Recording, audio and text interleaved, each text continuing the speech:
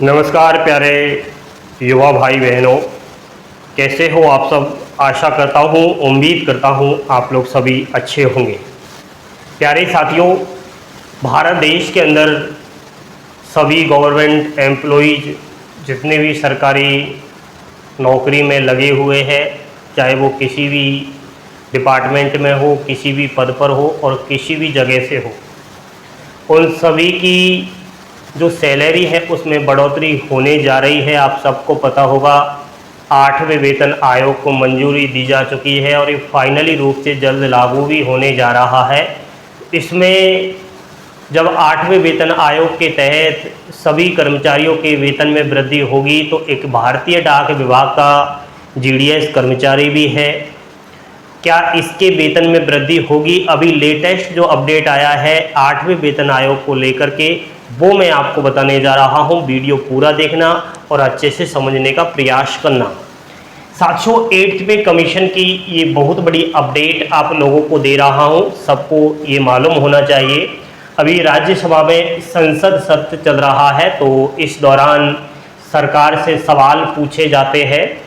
एक सवाल पूछा गया था जिसकी संख्या 1036 थी और जावेद अली खान जी ने ये सवाल सरकार के समक्ष रखा। यहाँ पर ये क्वेश्चंस किया गया वित्त मंत्री जी से, क्या प्रश्न पूछे गए थे वो मैं आपको बताऊंगा। देखो, 8वां वेतन आयोग की बैठकों का विवरण हमें चाहिए, कहाँ किन किन जगहों पर बैठकें हुई, किस किस चीज़ को लेकर के फैसले हुए, वो यहाँ पर इन्होंने सरकार से जवाब मांगा।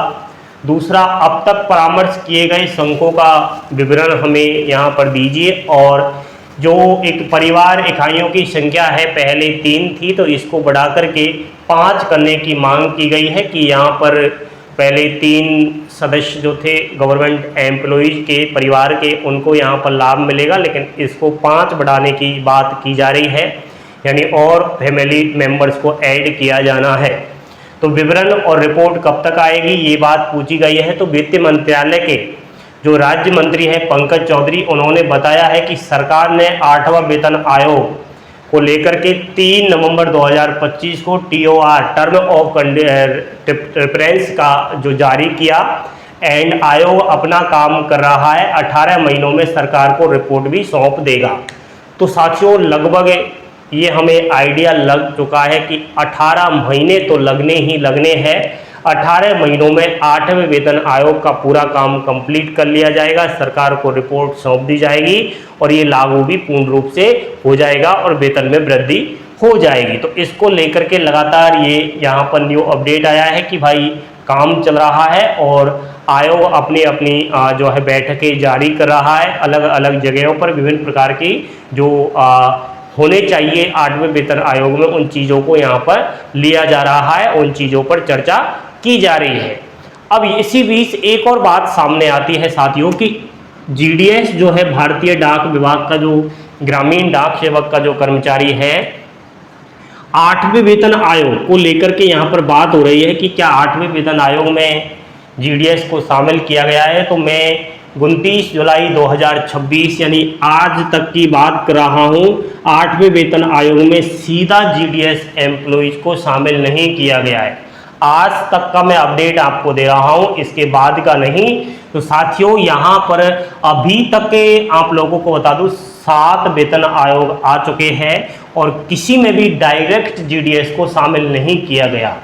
तो फिर इनडायरेक्ट शामिल किया गया कैसे? जीडीएस के लिए अलग से 1 मैन कमेटी बनाई जाती है।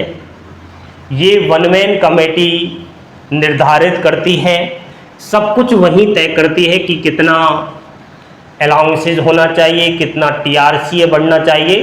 तो पूर्ण रूप से वेतन जो सैलरी स्लिप है उसको लेकर के ये 1 मैन कमेटी निर्धारित करती है जीडीएस की सैलरी को। तो अभी तो 1 मैन कमेटी यहाँ पर ये सारा फैसला लेगी, डायरेक्ट आपको कोई लाभ नहीं मिलेगा।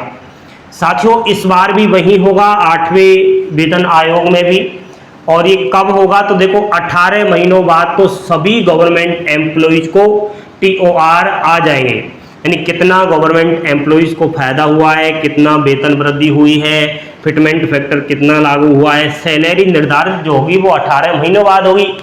तो पहले तो भाई गवर्नमेंट एम्प्लॉइज़ को ये TOR आएंगे, उसके बाद कहीं GDS को इस चीज़ पर फैसला लिया जाएगा।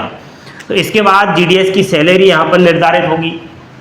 देखो अभी तो डिपार्टमेंट ऑफ पोस्ट के जितने भी अदर एम्प्लॉइज हैं, जैसे कि MTS हुआ, पोस्टमैन हुआ, मेल गार्ड हुआ, पोस्टल असिस्टेंट, सॉर्टिंग असिस्टेंट, ये सब जो एक पूर्ण गवर्नमेंट एम्प्लॉयज है डिपार्टमेंट ऑफ पोस्ट के, इनको ही अभी कोई सैलरी की जानकारी नहीं है। इनके लिए ही अभी कोई 8वें वेतन आयोग को लेकर पता ही नहीं है कि कितनी सैलरी बढ़ेगी। तो GDS को कैसे इस चीज़ में यहाँ पर अभी इतना जल्दबाजी नहीं करनी चाहिए।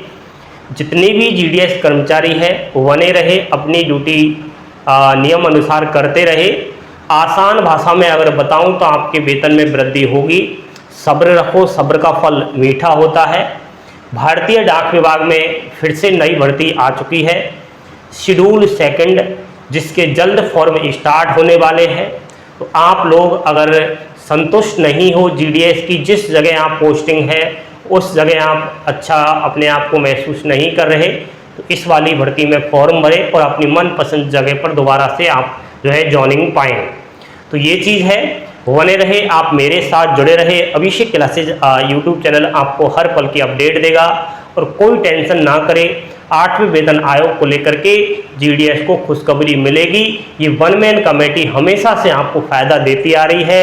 7वें वेतन आयोग में GDS BPM का जो TRC था वो 12,000 हुआ और ABPM डाक सेवक का 10,000 हुआ, वरना उससे भी आप पिछले वाले वेतन आयोग में जाओगे तो इतना भी नहीं था।